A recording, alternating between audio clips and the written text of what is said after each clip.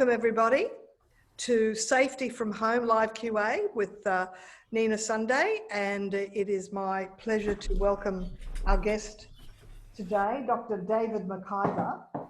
Now, David is a work health and safety consultant with 30 years experience. He's a chartered health and safety professional with the Australian Institute of Health and Safety and a member of the Ergonomics Society of Australia. He's also an Inaugural Fellow of the Australian Institute of Company Directors, so very well qualified. And I came across his book, Working from Home, which is available on Amazon, and I went, "What a perfect," even though that book was written during before COVID, what a perfect book now for in COVID. So are you finding it's racing off the shelves off Amazon and becoming a bestseller? Yeah. Yes, they keep sending me little royalties and so on. Oh, nice. That's very nice. Well, we've got a few questions to ask you, but is there any opening statement you want to tell us about, you know, what used to happen with big companies and staff working from home before COVID, and then COVID came along and suddenly we all had to just go into our homes, and we kind of had to not really dot the I's and cross the T's, but now we're getting back to, well, what are the issues around safety that we have to be mindful of, and that maybe managers and leaders need to now really look at? What do we need to advise our people so they do stay safe? So what would you like to share with us? Well, as you said, Nita, well, thank you, Nita, and welcome everybody. I have been in the health and safety game now for 30 odd years, very odd years. When I first started out, the focus was pretty much on factories and fixed workplaces, manufacturing plants and so on.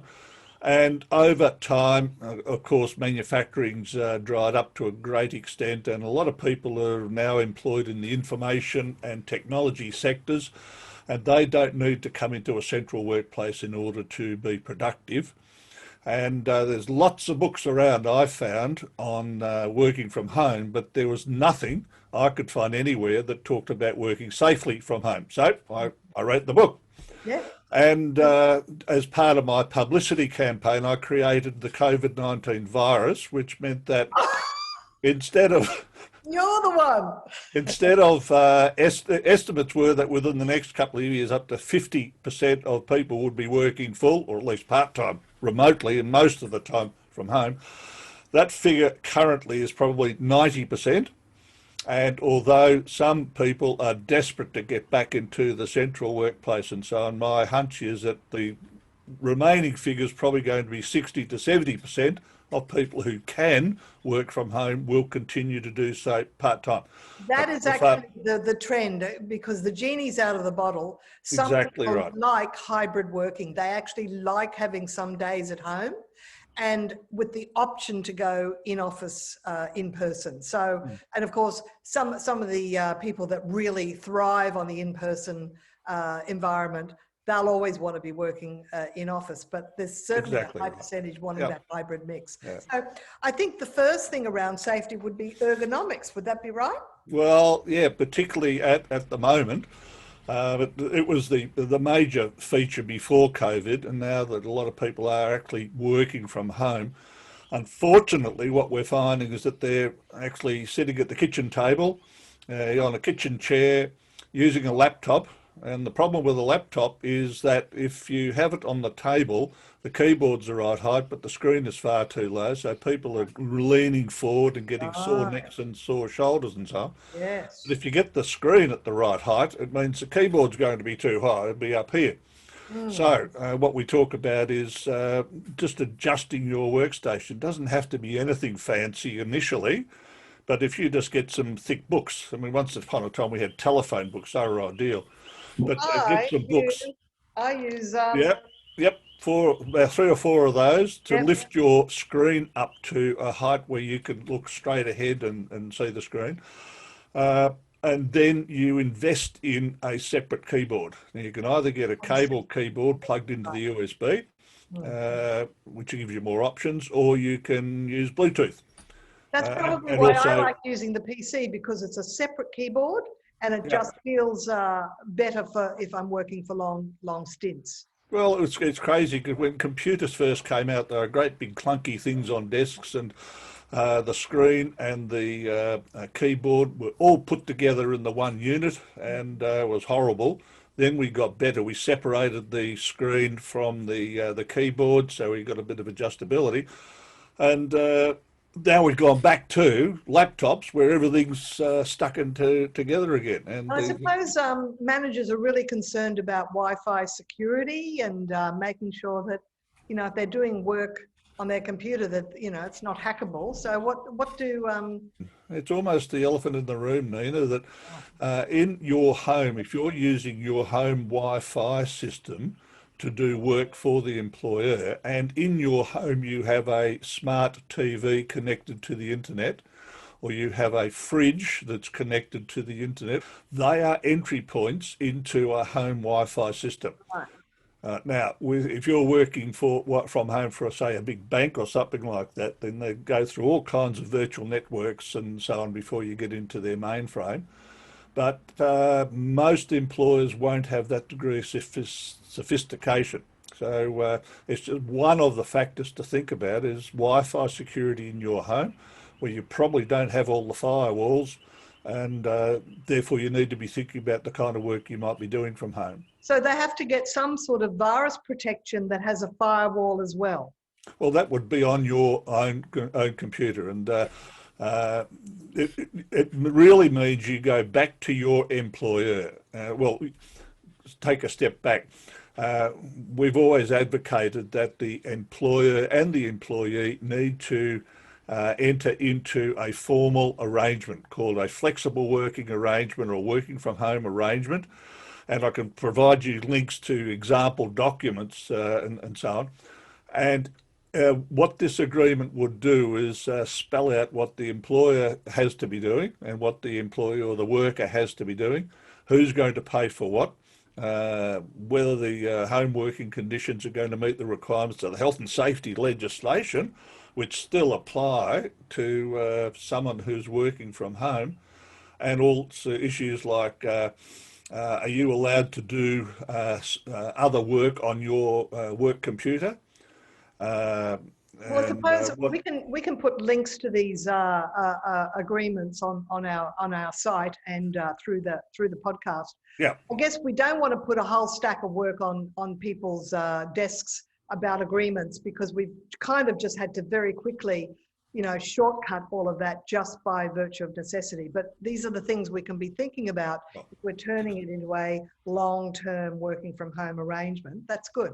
Let's go back to physical safety, like electrical safety. What can you say about that? Yep. It's easy to forget that everyone gets sort of focused on the screen-based equipment and the computer workstation and so on. But in a normal central workplace, not only do you have your workstation and your office or that kind of area, but you will have corridors leading to tea rooms, corridors leading to toilets and washrooms and things like this.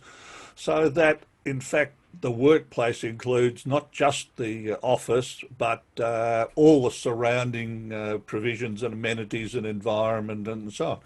There was a case a couple of years ago where a woman working from home in Queensland, working for Telstra from home, tripped over some obstacles in her corridor and was injured, and she put in a workers' comp claim, which was denied and went through to the Supreme Court. And the Supreme Court ruled that because she was engaged in doing work for Telstra, Telstra had a legal duty of care, and also she was entitled to compensation for the injury that occurred. Could it be that the employer had not sent a little checklist, such as make sure you don't have toys around where you walk? And you know how you often go to public places where they have watch your step, those sort of signs. It kind of covers them against the signs don't, actually, from a legal point of view. But if we talk about BC stands for before COVID. Yeah. Uh, uh, the idea was starting to come through, particularly with the banks and insurance companies, that they would actually send people around to the workers' home to do an assessment of their proposed workplace and so on. Now, I'm not sure I DC, want somebody coming into my house to do an assessment. well, you're lucky enough to be working for yourself, Yeah. right? So it's pretty much up to you. But if you were doing work for a larger organisation and they have a legal duty of care for you in while you're doing work for them, because that's what the legislation now focuses on, the work that people are doing, then they have a responsibility to make sure that you can do your work in a healthy and safe workplace. Now, BC, before COVID, that meant one thing. After COVID, AC, probably this time next year, hopefully, it'll mean something different. That is that there will be an expectation for some serious inspections and assessments of home-based workplaces. I've heard more than once that sitting is the new smoking. So have you got any comments around how often we should stand up, whether we should sit less, move more when we're working? Well, I mean, obviously, that's the case. And one of the great traps is somebody particularly working on a computer where the person becomes an extension of the keyboard and the screen, that they actually don't move as much as they should be. So in the olden days, BC, we would advocate, say, 10 minutes every hour or so, get up, move around and so on. 10 minutes every hour, so they should work for 50 and stop for 10. Basically, yeah. I agree Now, with that.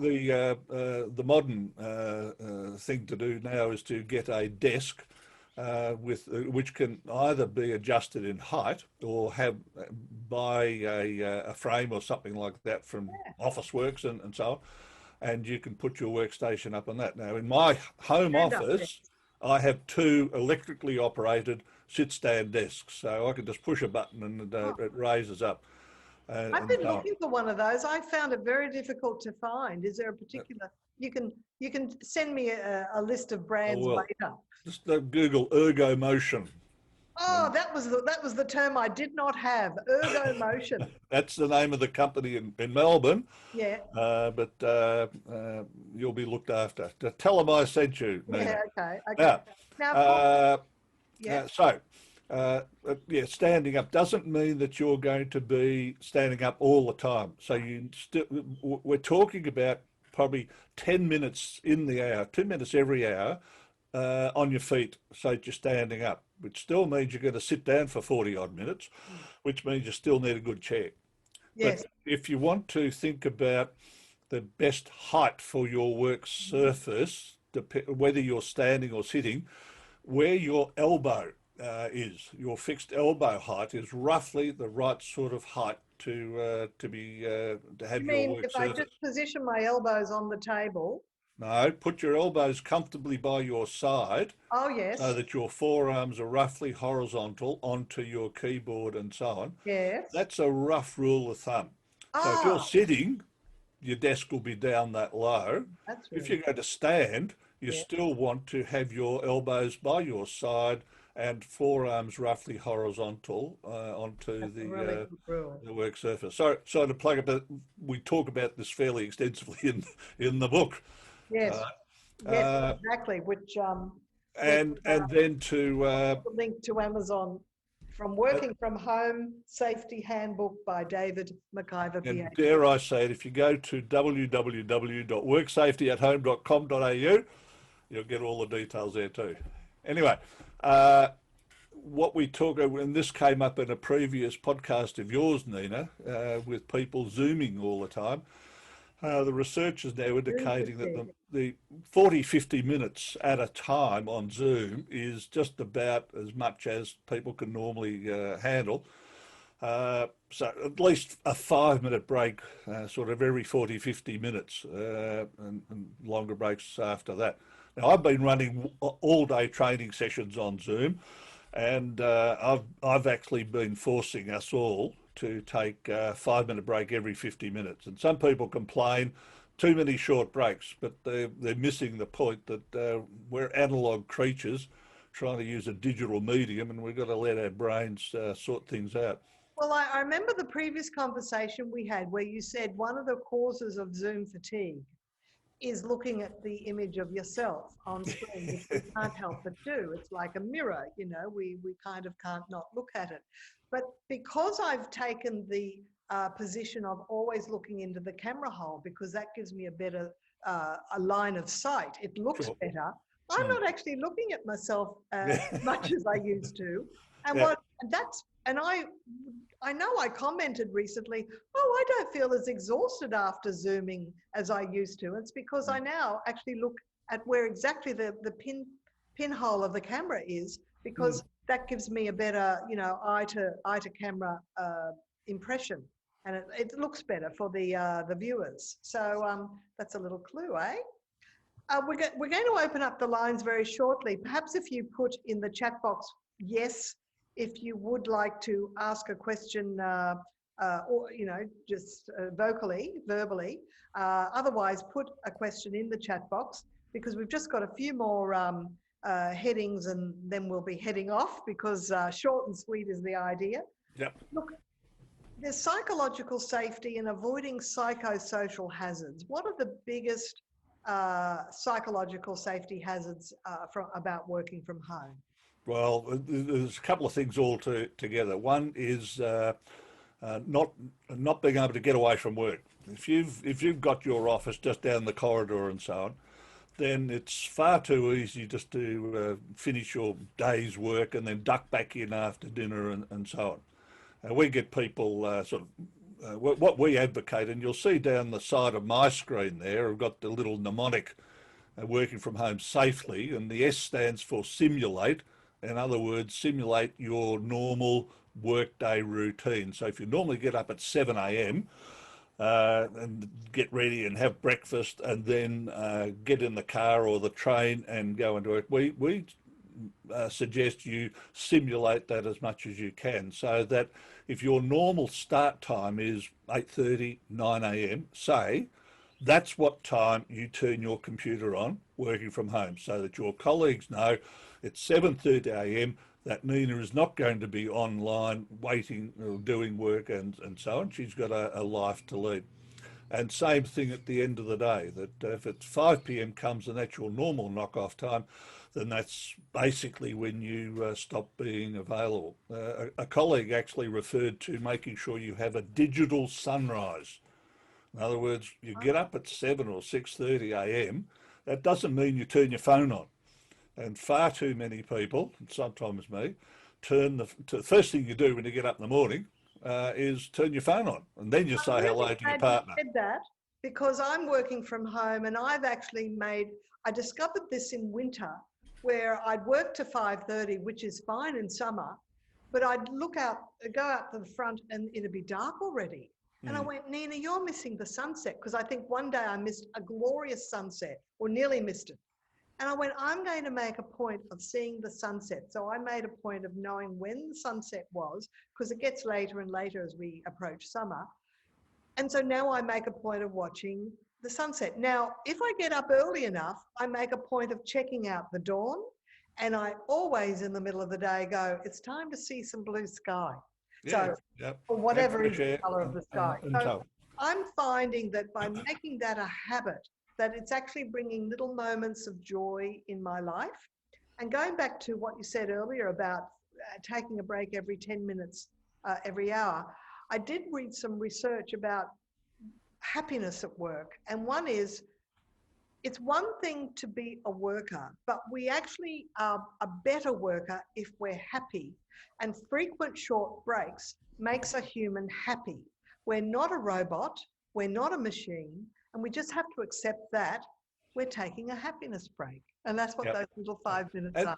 And the other thing is, in terms of psychological health and safety and so on, again, as human beings, we are hardwired to work in groups. Our whole survival, historic, ancient times, depended on our ability to work in groups and communicate and so on.